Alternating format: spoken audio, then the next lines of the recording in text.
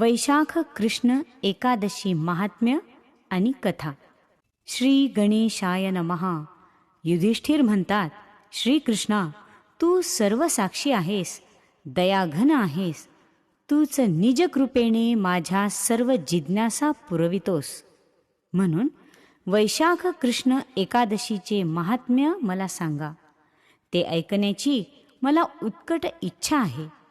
श्रीकृष्ण म्हणतात, धर्मा, ज्यांच्या हृदयात जगाविषयी प्रेम आहे आणि आचरणात सद्भावना आहे तेच उत्तम पुरुष असतात. तू लोकांच्या कल्याणासाठी हे विचारित आहेस हे मी जाणतो. म्हणूनच या तिथीची समग्र माहिती मी सांगतो, ती तू श्रवण कर. वैशाख कृष्ण एकादशीला अपरा एकादशी असं म्हणतात. ही तिथी अपार फल देणारी आणि महापातकांचा नाश करणारी आहे. हिचे व्रत करणारा निष्पाप होतो, धन्य होतो, त्याची जगात कीर्ती होते. ब्रह्महत्या करणारा, गोत्राचा घात करणारा, गर्भहत्या करणारा, परस्त्री गमन करणारा, खोटे आरोप करणारा, खोटी साक्ष देणारा, लबाडीने वेदाध्ययन करणारा, वजनामध्ये लुबाडपणा व्यापारी, खोटी गणिते करणारा ज्योतिषी, खोटी चिकित्सा करणारा वैद्य, आपला धर्म विसरून युद्धातून पळ काढणारा क्षत्रिय, ज्याच्याकडून विद्या मिळविली त्याच गुरुची निंदा करणारा शिष्य, हे सर्वजण कर्तव्यभ्रष्ट, दुष्ट, महापातकी, महाघातकी आणि महादोषीच असतात. या दुष्कर्मामुळे ते नरकात जातात आणि भयंकर यातना भोगतात. पण या लोकांनी पश्चातापपूर्वक अपरा एकादशीचे व्रत केले तर त्यांची त्या त्या पापातून मुक्तता होते आणि त्यांना सद्गती लाभते. कार्तिक मासात तिन्ही पुष्कर तीर्थात स्नान करणे, माघ मासात मकर संक्रांतीस प्रयाग क्षेत्रात स्नान करणे, काशी क्षेत्री शिवरात्रीचे उपोषण करणे, गंगातीरी पितरांसाठी पिंडदान करणे, गुरु सिंह राशीत आला असताना गोदावरीत स्नान करणे, कुंभ संक्रांतीस बद्री केदाराचे दर्शन घेणे, सूर्यग्रहणात कुरुक्षेत्री स्नान करून सुवर्ण अश्व गज दान देणे, यज्ञप्रसंगी ब्राह्मणांना आपले सर्वस्व प्रदान करणे, अर्धप्रसूत गायीचे दान देणे, सुवर्णदान करणे आणि भूमिदान करणे, या सत्कर्मांना अनन्यसाधारण महत्त्व आहे आणि यांची फलप्राप्तीही अद्भुत आहे. तथापि या शुभाचरणांनी मिळणारी सर्व पुण्ये अपरा एकादशीचे व्रत करणाऱ्याला सहज प्राप्त होतात. अल्पायासे महत्फल प्राप्ती हाच या तिथीचा अगाध महिमा आहे. या एकादशीचे महत्त्व कोणी कसे वर्णन करावे? कारण अपरा म्हणजे पापरूपी वृक्षाचा समूळ उच्छेद करणारी कुऱ्हाड. अपरा म्हणजे दोषरूपी काष्ठांना जाळून टाकणारा प्रखर अग्नी. अपरा म्हणजे पापरूपी अंधकाराचा निराश करणारा तेजस्वी सूर्य. आणि अपरा म्हणजे पापरूपी श्वापदे खाणारा बलवान सिंह आहे.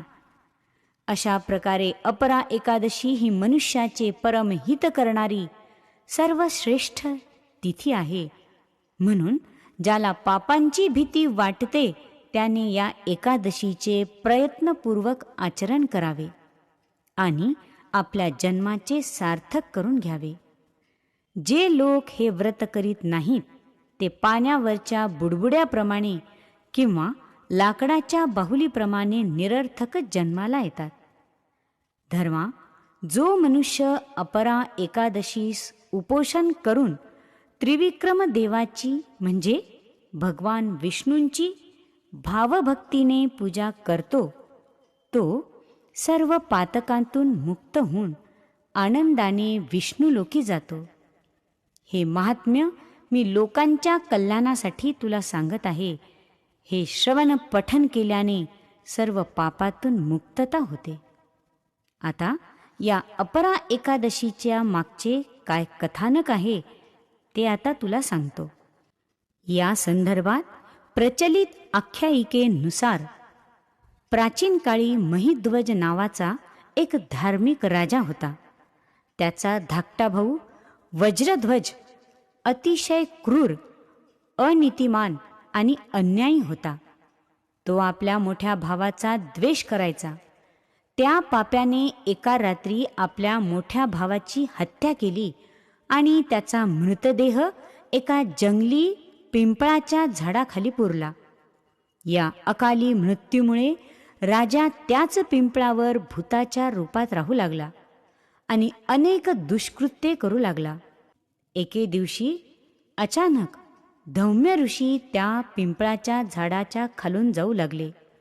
त्यांनी भूत पाहिलं आणि तपोबळाकडून त्याच्या भूतकाळ जाणून घेतला. त्यांच्या तपश्चर्येच्या बळावर त्यांना या दुर्घटनेचे कारण समजले. ऋषींनी प्रसन्न होऊन त्या भूताला पिंपळाच्या झाडावरून काढून टाकले आणि इतर जगाच्या ज्ञानाचा उपदेश केला.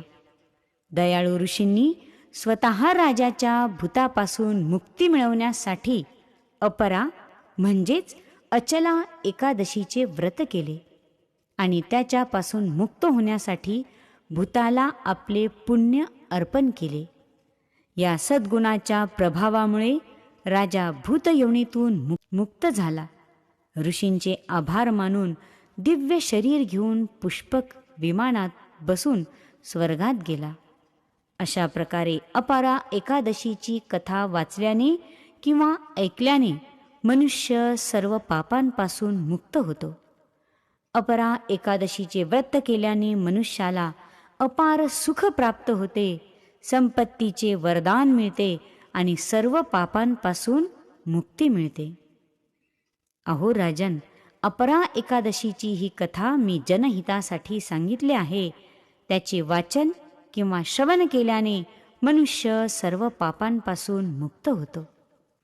अशाप्रमाणे इति श्री ब्रह्मांड पुराणातील अपरा एकादशीचे महात्म्य संपूर्ण. श्रीकृष्णार्पणमस्तु. शुभं भवतु.